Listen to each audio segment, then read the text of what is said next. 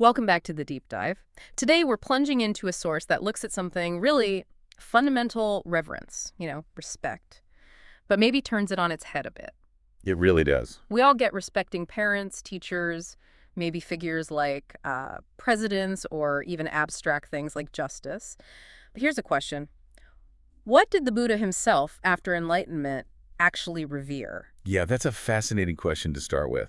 And the source we're looking at today, it's excerpts from a sermon given back in 1954 in Thailand. It's known as the Caravathikathatha, basically the discourse on reverence. Caravathikatha. Okay. And it gives a very, very specific answer. It lays out this particular teaching about what true reverence really is, what the enlightened mind values most, and maybe most importantly, how you actually do it. Right. And the sermon apparently kicks off by drawing a line between, let's say, ordinary everyday reverence and the Buddhist kind. Exactly. It talks about common reverence, like a kid respecting parents, as being sort of rooted in need, right? Needing milk, food, school fees, help when you're stuck. It's almost like dependence. Mm-hmm. Dependence or maybe expectation. Yeah. And even help between adults, that mutual support, it frames that as a kind of worldly respect, sometimes done without wisdom because it's tied to getting something back. It's transactional. Precisely. It points out that a lot of the respect we see is conditional, tied to benefits we get or hope to get. But then the core claim, the really striking part of this sermon is this.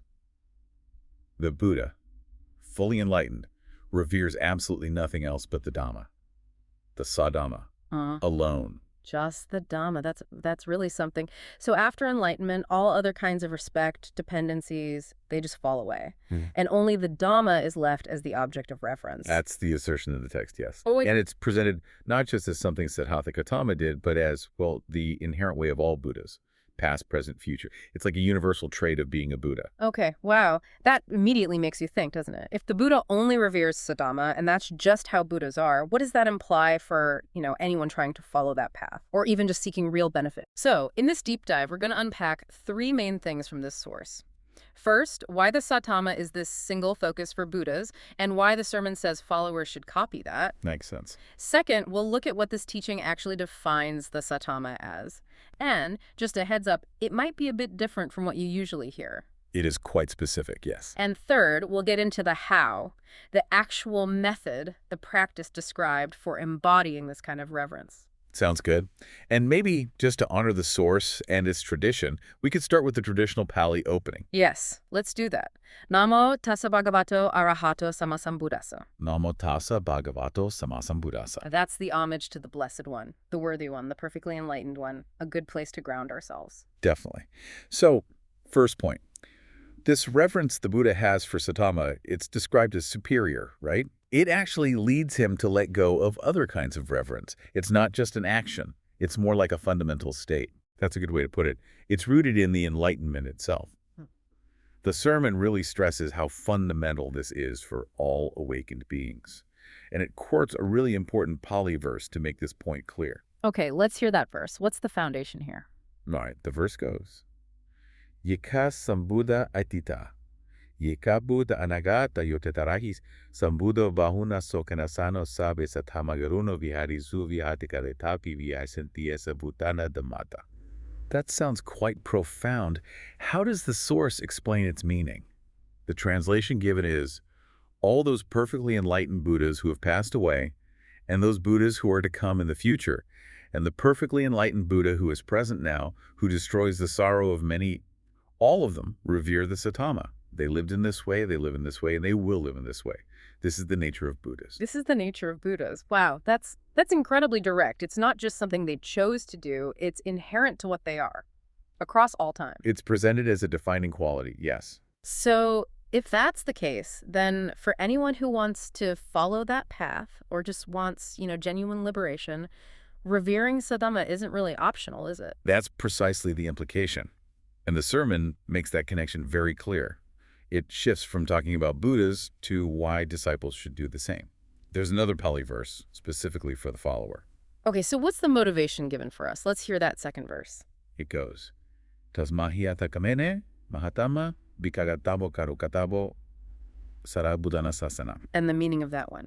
According to the source, it translates, therefore, whoever desires greatness, whoever wishes for their own benefit, desiring greatness, should revere the Saddhamma, remembering the teaching of the Buddhas. Whoever desires greatness or wishes for their own benefit, that ties it right back to the listener, doesn't it? It's basically saying, look, if you want what's truly good for you, if you aspire to something really significant, what the text calls greatness, then you need to follow the Buddha's lead here. Revere the Saddhamma. It absolutely does. It positions this reverence not just as piety, but as the active path towards achieving profound well-being and, well, greatness. So it's like a prerequisite. That seems to be the message. It sets up this principle. Sattama is the object, reverence is the method, greatness is the potential result.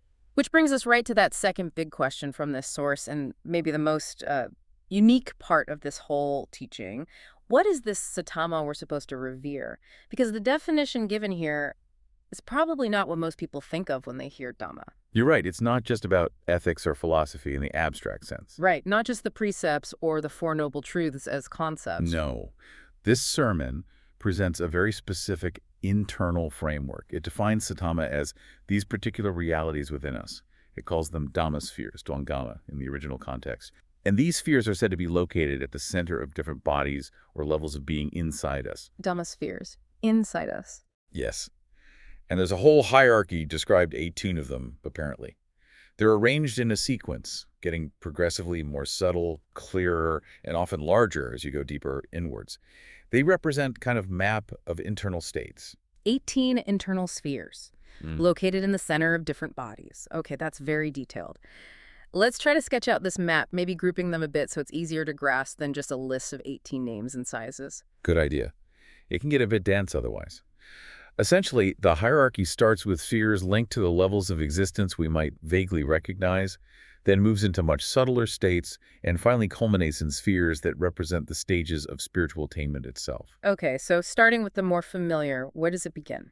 Right at the core, within our physical experience, is this sphere connected to the human being, the kaya manusaya. The source says it's at the body's center, it's pure, bright, and starts about the size of a chicken egg yolk.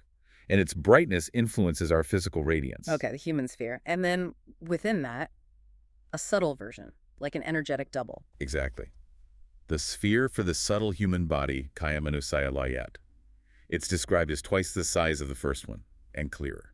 Got it. So we're going inwards already. Then it moves beyond the human level. Yes, into realms often associated with heavens or higher planes.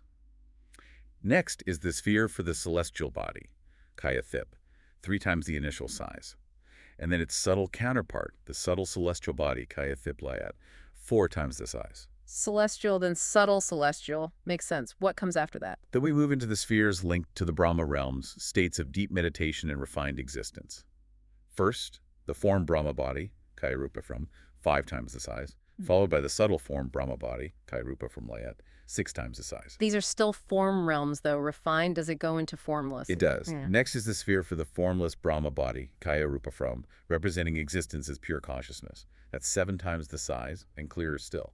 And then its subtle version, the subtle formless Brahma body, kaya arupa from layat, 8 times the size. Okay, so that's the first 8 spheres. Human, celestial, subtle, celestial, form Brahma, subtle form Brahma, formless Brahma, subtle formless Brahma. Oh. And the sermon emphasizes these spheres are the Dhamma. Yes, at one point it explicitly states, there is no Dhamma other than this. This is the Dhamma sphere. It really anchors the definition of Saddhamma to these internal realities. But that's only 8. The sequence keeps going, now moving into, what, spiritual attainment itself? Exactly. This is where it connects directly to the path of liberation. The next sphere is for the Dhamma body, the Kaya Dhamma, and here the measurement shifts. Its sphere's diameter is described as equal to the lap width of that Dhamma body itself. A different kind of measurement. Interesting. And its subtle version. The sphere for the subtle Dhamma body, Kaya Dhamma layat. This one is given a size, 5 wa across.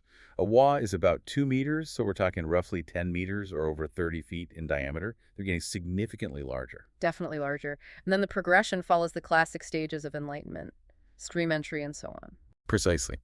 Next up is the sphere for the stream enterer body, Kaya for Soda, representing that first irreversible step toward liberation, also 5 wa across, followed by the sphere for the subtle stream enter body, Kaya Soda Layat, which is 10 wa across about 20 meters. So the subtle versions keep getting bigger. Yes, suggesting increasing refinement and expansion, perhaps. Then comes the sphere for the once returner body, Kaya for Sakadaka, 10 wa across. And its subtle counterpart, the subtle once-returner body, kaya frasakanekalayat, 15 wa across, so around 30 meters. Okay. Then the non-returner stage. Right. The sphere for the non-returner body, kaya franaga, 15 wa across. And the subtle non-returner body, kaya franagalayat, 20 wa across, about 40 meters or 130 feet. We're getting really vast here. And finally, the culmination, the Arahant, full liberation. Yes, the sphere for the Arahant body, kaya fra arahata, also 20 wa across, and the sermon makes a very direct statement here. This is the Buddha. Wow, okay, so reaching and stabilizing in this Arahant sphere is attaining Buddhahood, according to this specific teaching. It's defined by this internal state. Is there a final, subtle Arahant sphere? Yes, that makes 18. The sphere for the subtle Arahant body, kaya fra arahatalayat, is just described as larger than 20 wa. And this one is specifically called the Dhamma sphere that makes one a Buddha. Okay, that's an incredibly detailed internal cosmology. So just to recap this point, according to this source, the sadhama that Buddhas revere and that we should revere for our own greatness isn't primarily texts or ethics, but these 18 specific internal Dhamma spheres or bodies stacked within us, if you like. It's an inner universe. That is the very distinct definition presented here, yes. Right. These spheres are the actual substance, the reality of the Dhamma that the Buddha engaged with and revered. All right. Which leads us straight to the third big question. How do you do this reverence? If Dhamma is these internal spheres, how do you actually connect with them? How do you embody that reverence like the Buddha did? It's obviously not just reading about them. No, definitely not. The sermon is very clear about the method used by the Buddha and the method followers should cultivate. It's a deeply internal practice. The absolute core instruction is to keep your mind stopped and firmly centered. The phrase used is something like Jayu Jiyadu Sin Klang Duang Dhamma. Mind stopped. Mind stopped at the center of the Dhamma sphere. Focused on whichever sphere is relevant to your level, but ultimately aiming for that Arahant sphere. Mind stopped. That phrase just leaps out. I mean, for most of us, the mind is like a whirlwind, right? Thoughts, plans, worries. How on earth do you get it to just stop and stay centered? Well, the sermon contrasts this ideal state, this focused, unwavering mind, with the ordinary mind that wanders all over the place, thinking about home, work, what's for dinner. That scattered mind, the source says flat out, can't achieve the greatness that reverence for Dhamma brings. Okay, so the wandering mind is the obstacle. Right. And to get to that stopped, centered state, the practice involves a specific technique. Finding the center of the center, klang kong klang of the internal sphere you're currently aware of. Center of the center. What does that actually mean in practice? How do you find the center of a center? Imagine focusing your mental attention, like a laser point, on the absolute infinitesimally small core of whatever inner light or sphere you perceive.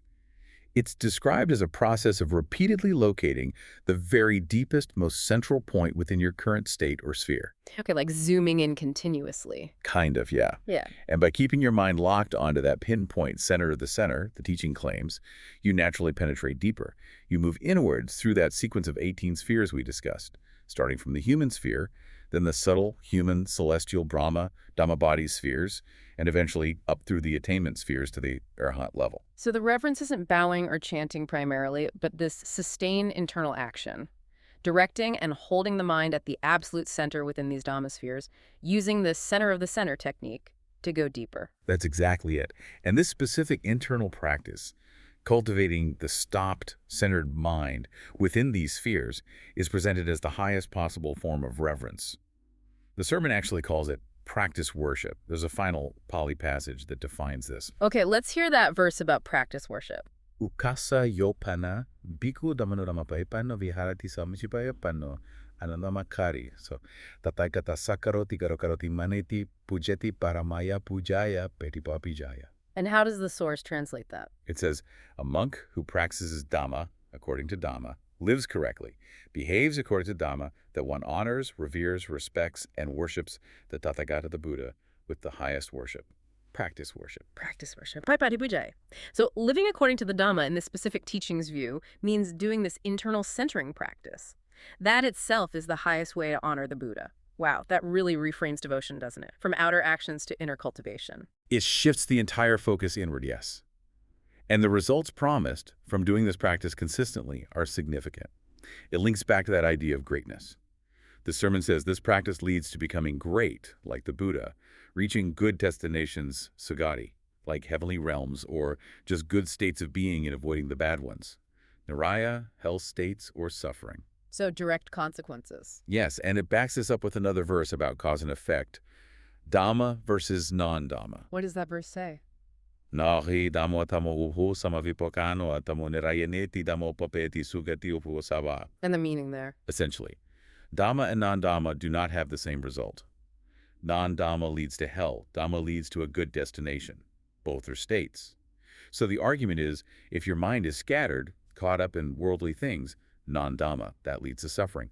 But if you stay centered in the Saddhamma spheres through this practice, you align yourself with Dhamma and get its good results. Okay, so the practical takeaway seems incredibly direct. A call to action for everyone listening, monks, novices, lay people. Doesn't matter to actually do this internal centering practice. Start by finding the center within the human sphere, use that center of the center method diligently, and progress inwards, aiming ultimately for the Arahant sphere. That's the core instruction, yes.